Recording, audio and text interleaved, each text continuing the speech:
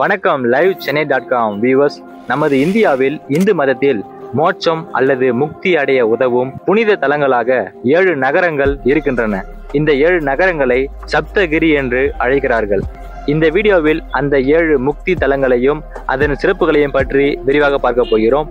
அதற்கு முன்பாக இந்த வீடியோக்கு ஒரு லைக் பண்ணிட்டு வீடியோவை ஸ்கிப் பண்ணாம முழுமையா பாருங்க.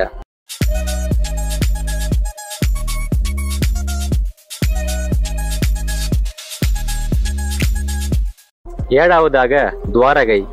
இந்தியாவில் குஜராத்தில் அமைந்துள்ள இந்த துவாரகை நகரம் ஸ்ரீ கிருஷ்ணரின் ராஜ்யமாக கருதப்பட்டது.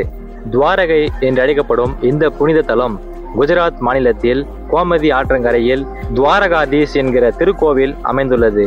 பகவான் ஸ்ரீ கிருஷ்ணர் மதுராவிலிருந்து தனது தலைநகரை துவாரகைக்கு மாற்றியதாக வரலாறுகளில் கூறப்படுகிறது. ஆறாவதாக உஜ்ஜயினி. மத்திய பிரதேச மாநிலத்தில் சிப்ரா ஆற்றங்கரையோரத்தில் இந்த புனித தலம் அமைந்துள்ளது. உஜ்ஜயினி அல்லது அவந்திகா என்று அழைக்கப்படக்கூடிய இந்த புனித நகரத்தில் அமைந்துள்ள ஸ்ரீ மகா காளேஸ்வரர் ஆலயம் 12 ஜோதிர்லிங்க தலங்களில் ஒன்றாக கருதப்படுகிறது. இங்குள்ள லிங்கமானது சுயம்புவாக தோன்றியதாக மக்களால் நம்பப்படுகிறது. ஐந்தாவதாக காஞ்சிபுரம். இந்தியாவில் உள்ள 7 முக்தி தலங்களில் தென்னிந்தியாவில் உள்ள ஒரே முக்தி தலம் காஞ்சிபுரத்தில் அமைந்துள்ள இந்த நகரம்தான். அன்னை காமாட்சி அம்மன் கோவில் மற்றும் பல பழமையான கோவில்களுக்காக காஞ்சிபுரம் நகரம் புகழ்பெற்றது.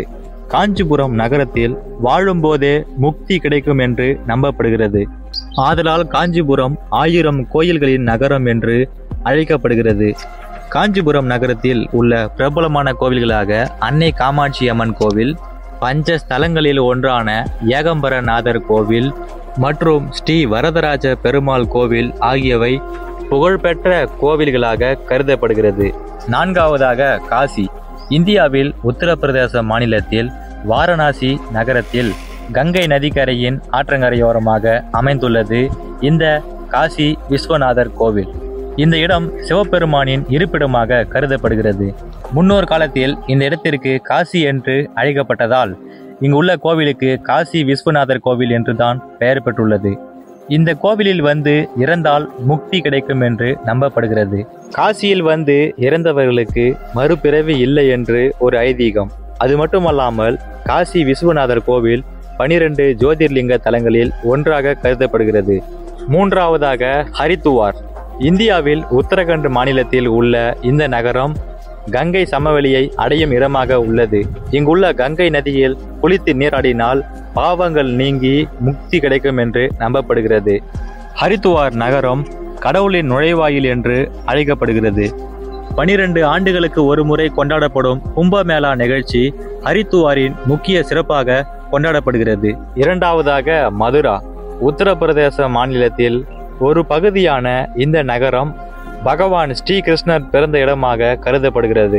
அது மட்டுமல்லாமல் இது விஷ்ணுவின் மற்றொரு அவதாரமாக பார்க்கப்படுகிறது.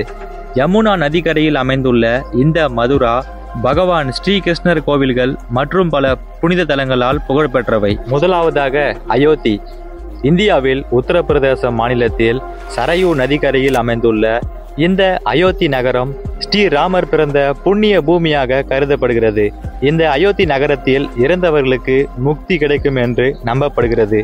இந்துக்களின் முக்கிய அடையாளமாகவும் புனித தலமாகவும் பார்க்கப்படுகிற அயோத்தியில் அயோத்தி ராமர் கோயில் மிகவும் புகழ்பெற்றது.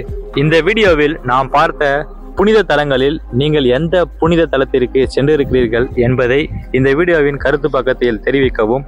மேலும் பல சுவாரஸ்யமான தகவல்களை உடனுக்குடன் தெரிந்து கொள்ள நமது லைவ் சென்னை சேனலை மறக்காம சப்ஸ்கிரைப் பண்ணி ஃபாலோ பண்ணுங்க. மீண்டும் ஒரு அற்புதமான வீடியோவில் உங்களை சந்திக்கிறோம். நன்றி, வணக்கம்.